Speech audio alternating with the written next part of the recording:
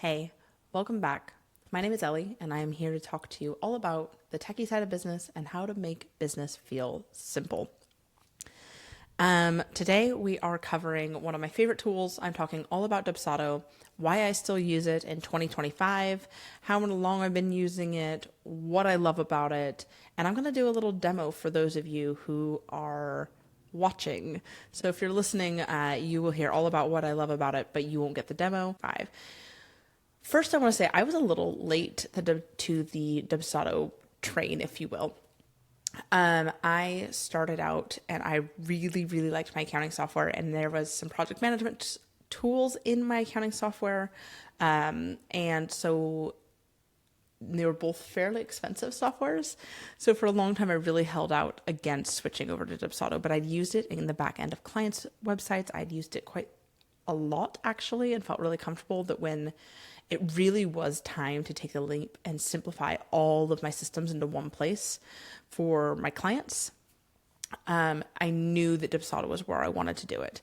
So I finally took the leap and I moved over to Dubsado. I think it was starting like January 1st, 2022.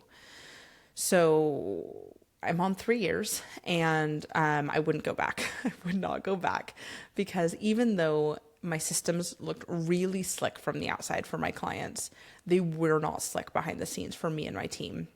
Back then, it was just me and one VA, and we were having to do so much manually to keep my clients in the loop on everything, to make sure they were added to the appropriate email segment of my newsletter, and to make sure that they were onboarded correctly, and that we got everything we needed from them, and all the reminders went out appropriately, and that their contracts were signed, and we were using so many different tools, and it felt really, really clunky.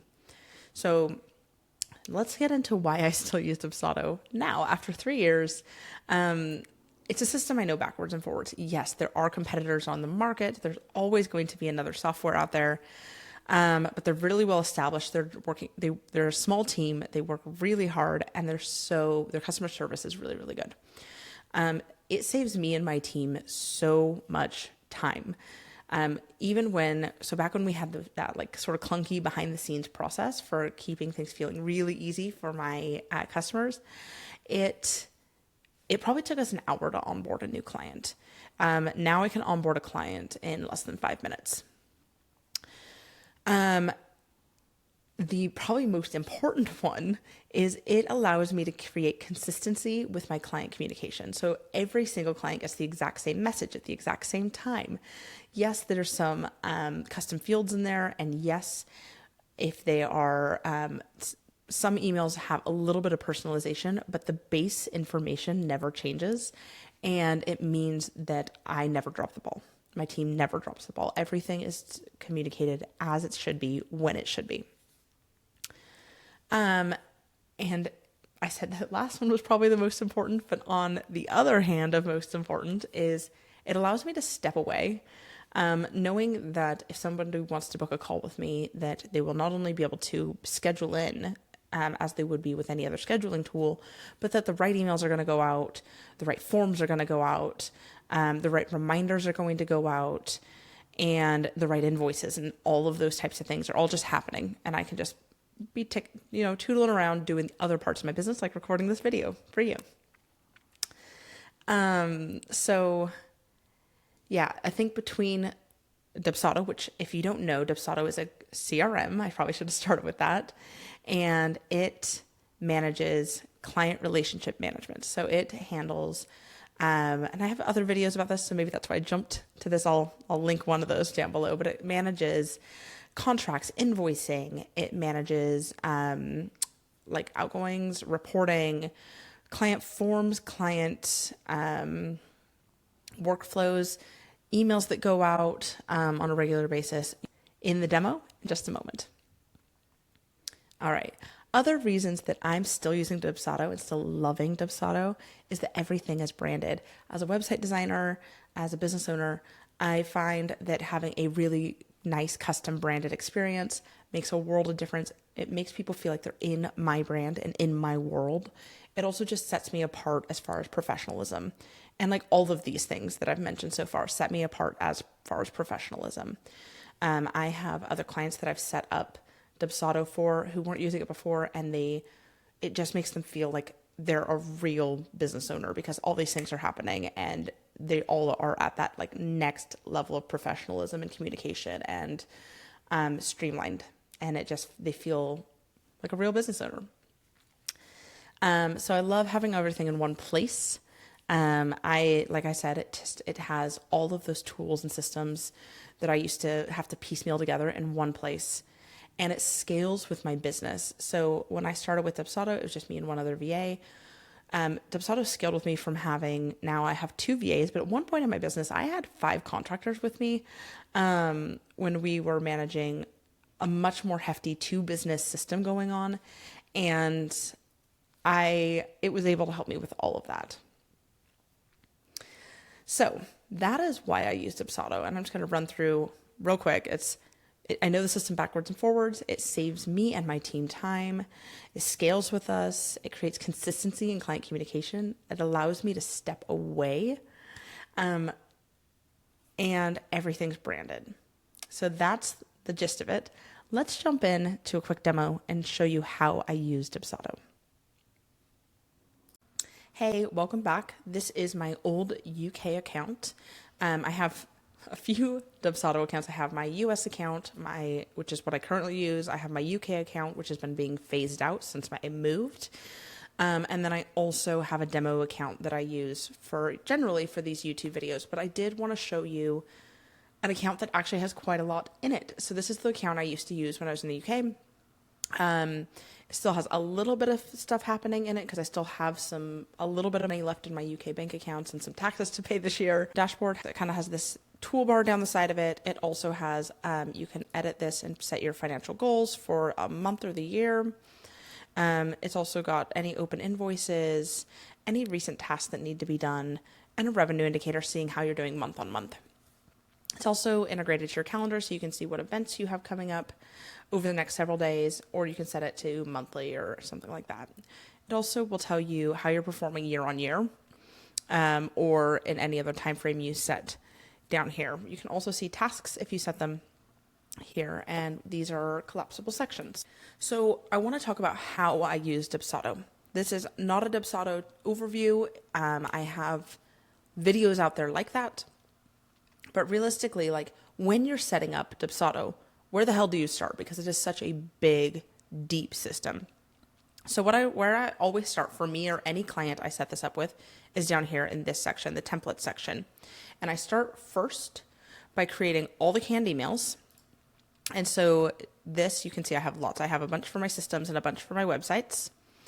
And we've got inquiry responses. We've got payment reminders. We've got scheduling reminders, homework reminders, potential new client follow-up calls, testimonial requests, wrap-up emails, contract emails, and then those same types of things again for websites.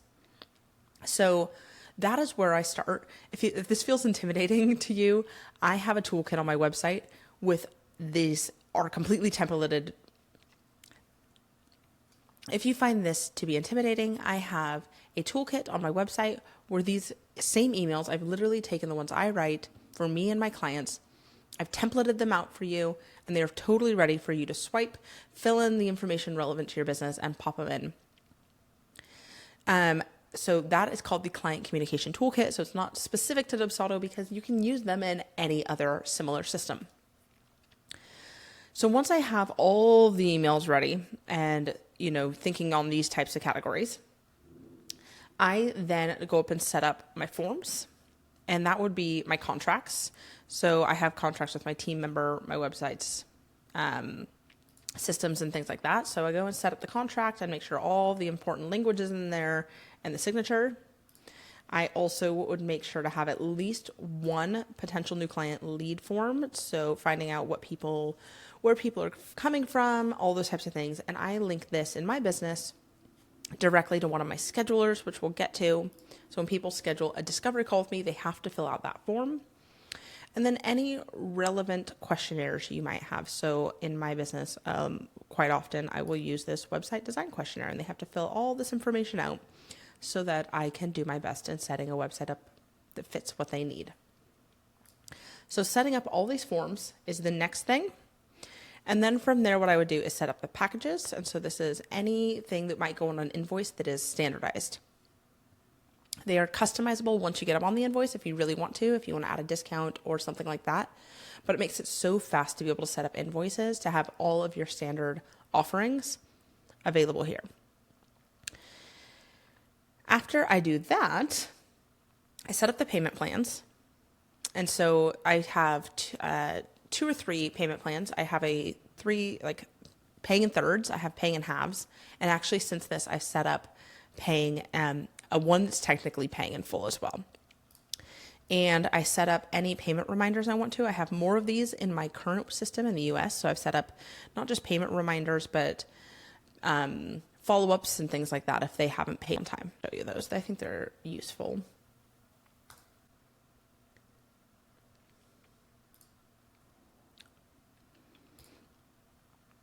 Okay, so you can see in my current system, I have payment plans. I have thirds, full, and 50% payments, and I use those in various different things. Usually for me, that decision is based on how much money they owe me. So if it's under a couple $100, usually it's going to be, if it's under $500, really, it's going to be paid in full. If it's somewhere under between 500 and $1,000, it's probably pay in halves. And if it's over that, I probably take the payments in thirds. And you can see here I have all of it's relative to the date applied. Here's all the payment reminders. 1 day after the project starts, 1 day after the project ends, or 0 days after the project ends, and all of the payment reminders, which are all linked to those canned emails. So that's why we set up the emails first, is because they relate to so many other sections here. I then go and set up the scheduler and the calendar. So I would integrate my my calendar here. I would update and link my personal calendar. So, and then, oops. Oh.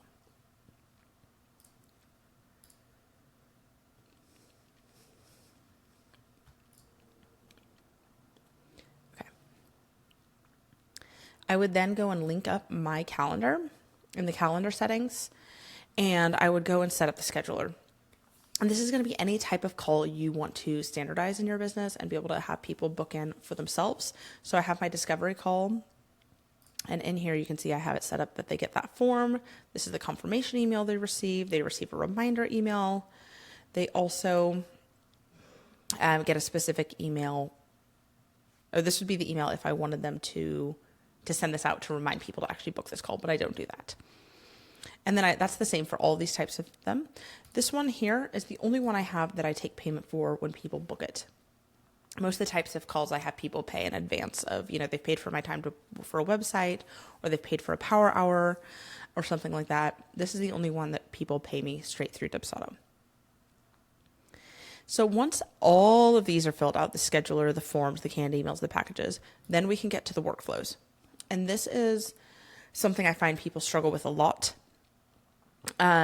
Especially if you are in an environment or a type of work where only your timelines can be flexible, you're in a creative work, or your clients can be a bit challenging sometimes. So the only thing that I have my entire process done through is the 1 day website refresh, because it all happens in a 1 day. But the way that I typically work it is, so for a new website, I have onboarding, hand-holding, and offboarding.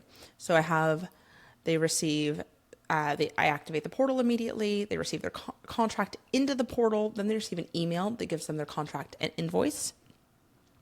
They receive, it changes the product status to the fact that they've received their homework. So you can see that it says contract and invoice has been received or sent off. Then it sends them a questionnaire. And then once that questionnaire is sent, it tells me that they are in the pre-project homework phase. 10 days before we start, they get an email that's like, hey, don't forget about all your homework. And that also reminds them to pop things into our Asana project, like logos, brand colors, those kinds of things, photos. Then it reminds them to book calls with me once a week until the project's done, pretty much. And then When I'm done with a client, when we've wrapped up the whole project, they get a different workflow that I activate. And that sends them a thank you and here's how the resources you have that I've given you to make sure you can maintain your website with ease. I request a testimonial 2 days later. And if they haven't responded or given me a testimonial, I send them another request 2 weeks after that. And I have to approve that action. Then it archives the project for me. Okay. So let me go to a project of me as a test. So this is inside the projects. And what I love about this is I'm going to move my little face here. You'll be able to see all the emails you've sent anybody, all the invoices you've sent anybody, any forms they've received, any appointments they've booked, and you can send off those automated workflows you've set up. You can use tasks and notes. I don't use that bit quite a lot, but it is useful. You can see all the information about the client, and hugely important is they can, you have a portal. So anything you've sent them, any invoice, any appointments, any forms, they all can find them in the portal. Okay. Here now we're in my demo one because this is where the last personal thing is. In the settings, you can set up add your color or your logo. I can add my brand color. I can put my address. I can decide if I want to go by my name or my business name. So there's a lot of features around that. Save. But really, you can set up the dashboard and your colors. But the portal, this is the cool thing. So you can also customize the portal completely, add the colors, fonts, logos, anything you want to this portal. In my business, this looks like this. So I have hidden the welcome message and done a project override. I've used Canva to create these client portal designs. I've put my colors in, and I've also, under domains, integrated my own domain name. So this is a personal custom link to what I do. And so it's really, really helpful. The final thing I really want to share is that I love about Dubsado is the metrics. So under here, I can track my project sources. I've again gone back to my UK one so you can just see a little bit more data and where people are finding me. I can see all my past invoices, which I won't go into, all my past transactions, which I won't go into, my chart of accounts. So this will be not really that exciting because I'm not spending money in this, but I will be able to see all my expenses and income for the year and where all my money is going, how I'm spending it, and where I'm making it as well. And then there's a lot of really good reports. So project breakdown, you'll be able to see how people are finding you, which types of projects are coming from inquiry. So if I move this to 365, I can see what types of projects I've had, where they found me, how much money I've made, all these kinds of things. And finally, under reports, you have income, profit, expenses, and those kinds of things. Again, I'm not working in this country anymore, so these numbers are all off, but I really wanted you to have some metrics in to see something, because if I did this in the demo account, there wouldn't be any fun colors here for you. All right, so that is the last thing I want to show you about how I use Dubsado. There's so much to the system. There's no way I could fit all of it in one video without it being like forever long. But I did want to give you a quick run around of how I use it and hope to inspire you to use Dubsado or a competitor software if you really feel like another one's a better fit for you. But a client relationship management software or a CRM is so useful. The last thing I want to say is if you do want to jumpstart for that meaty bit of how to create all of those emails for your business, I have this toolkit on my website. It's $47. If you sign up for my email list, you get a discount. And this has everything. There's 20 pages of emails. There's 16 various emails for inquiry responses, potential new client follow-ups, contracts, invoices, payment reminders, schedulers, and so much more. So if you have any questions, I'm here. And if this video was helpful for you, please go ahead and like, subscribe, follow, share. It means the world. Thank you.